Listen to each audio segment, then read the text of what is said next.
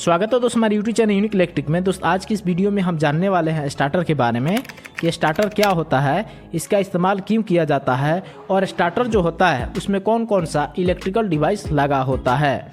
मैं आपसे एक चीज़ अनुरोध करना चाहूँगा दोस्त, आप ये वीडियो पूरा ज़रूर देखिएगा जिससे स्टार्टर के बारे में लगभग सारी जानकारी मिल सके। तो प्लीज़ आप वीडियो अंत तक ज़रूर देखिएगा। तो चलिए हम आज की वीडियो शुरू करते हैं। सबसे पहले दोस्त हम ये जान लेते हैं कि स्टार्टर क्या होता है। यह नाम से ही प्रतीत हो रहा है स्टार्ट करने वाला। यह एक ऐसा इलेक्ट्रिकल डिवाइस होता है जो पुश बटन का इस्तेमाल करके मोटर को कई जगह से ऑपरेट किया जाता है, यानी ऑन ऑफ किया जाता है। स्टार्टर कई प्रकार का होता है। ड्यूएल होता है जिसे डायरेक्ट ऑनलाइन स्टार्टर बोला जाता है, जो 3 HP और 2 HP का मोटर होता है, या कभी कभी 5 HP का मोटर होता है। उसके लिए जो है इस तरह का स्टार्टर यानी ड्यूएल स्टार्टर का इस्तेमाल किया जाता है। स्टार डेल्टा स्टार्टर होता है जो 5 HP से बड़ा मोटर होता है, इसके लिए इस्तेमाल किया जाता है। और सॉफ्ट स्टार्टर होता है, कुछ स्पेशल केस में आपका VFD का भी इस्तेमाल किया जाता है, जिसका फुल फॉर्म होता है वेरिएबल फ्रीक्वेंसी ड्राइव। यह ऐसा ड्राइव होता है जिसके हेल्प से मोटर को कभी आपको फास्ट चलाना हो या कभी स्लो स्पीड में चलाना हो, उस कंडीशन में हम VFD का इस्तेमाल करते हैं। और कई कंडीशनों में जो है जब हमें ज़्यादा मल्टीपल फंक्शन की रिक्वायरमेंट होती है वहाँ पर हम PLC वगैरह का भी इस्तेमाल करते हैं। यानी इन सभी स्टार्टर का जो इस्तेमाल होता है वो एप्लीकेशन और ज़रूरत के हिसाब से किया जाता है। स्टार्टर यूज करने से हमें क्या फ़ायदा होता है? स्टार्टर यूज करने से मोटर की जो लाइफ होती है वह बढ़ जाती है। एक्चुअली में स्टार्टर जो होता है वो हमें 2 से 3 प्रकार का प्रोटेक्शन प्रोवाइड करता है। पहला ओवरलोड प्रोटेक्शन प्रोवाइड करता है, सिंगल फेजिंग होने से बचाता है, और MCB लगा होने के कारण से ये हमें शॉर्ट सर्किट प्रोटेक्शन भी प्रोवाइड करता है। स्टार्टर में 3 से 4 डिवाइस का कॉम्बिनेशन होता है।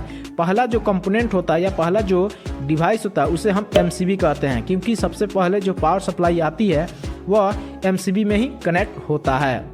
MCB हमें 2 प्रकार का प्रोटेक्शन प्रोवाइड करता है। एक तो हमें ओवरलोड प्रोटेक्शन प्रोवाइड करता है और दूसरा शॉर्ट सर्किट होता है, उससे हमें ये बचाता है। उसके बाद दोस्त जो दूसरा कंपोनेंट उसमें लगा होता है उसे हम कॉन्टैक्टर बोलते हैं। यह मैग्नेटिकली कनेक्ट होता है। इसमें एक कॉइल लगा होता है, वो कॉइल आपका 220 वोल्टेज का भी हो सकता है या 440 वोल्टेज का भी हो सकता है। जब उसमें हम सप्लाई देते हैं तो मैग्नेटिक फील्ड क्रिएट होता है, और मैग्नेटिक फील्ड क्रिएट होने के कारण से प्लंजर को नीचे की तरफ खींचता है। जब नीचे की तरफ खींचता है, जो इनकमिंग में सप्लाई रहता है वो आउटगोइंग में जाता है। इसमें NOMC भी होता है, जिसकी हेल्प से पुश बटन का इस्तेमाल करके एक मोटर को कई जगहों से जो है ऑन ऑफ किया जा सकता है। तीसरा जो कंपोनेंट है उसे हम थर्मल ओवरलोड रिले बोलते हैं, या शॉर्ट फॉर्म में OLR भी बोला जाता है। यह एक प्रोटेक्टिव डिवाइस है जो ओवरलोड और सिंगल फेजिंग से बचाता है। इसमें एक सेटिंग पॉइंट होता है जिसकी हेल्प से आप सेट कर सकते हैं कि आपका जो मोटर है वह कितने एम्पियर लोड पे चलना चाहिए, और जब भी उससे ज़्यादा करंट जैसे ही मोटर लेगा उस कंडीशन में जो OLR होगा वो पावर सप्लाई को ट्रिप कर देगा।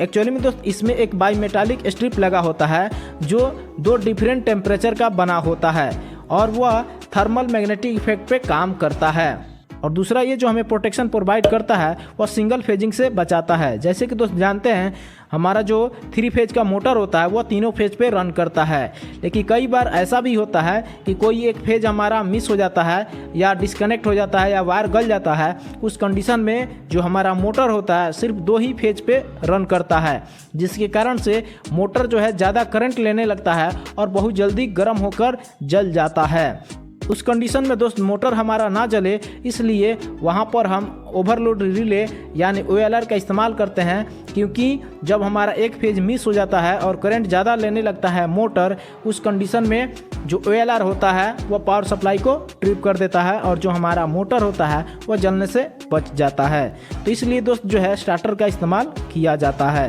तो दोस्त मैं आशा करता हूँ कि स्टार्टर क्या करता है, इसका इस्तेमाल क्यों किया जाता है, आपको समझ में आ गया होगा। अगर वीडियो कहीं भी अच्छी लगी हो तो प्लीज़ सब्सक्राइब जरूर करें और इस बेल आइकन को क्लिक कर लें, जिससे जब भी मैं वीडियो डालूं तो इसकी नोटिफिकेशन आपको मिलती रहे। तो आज के लिए इतना ही। Thank you for watching.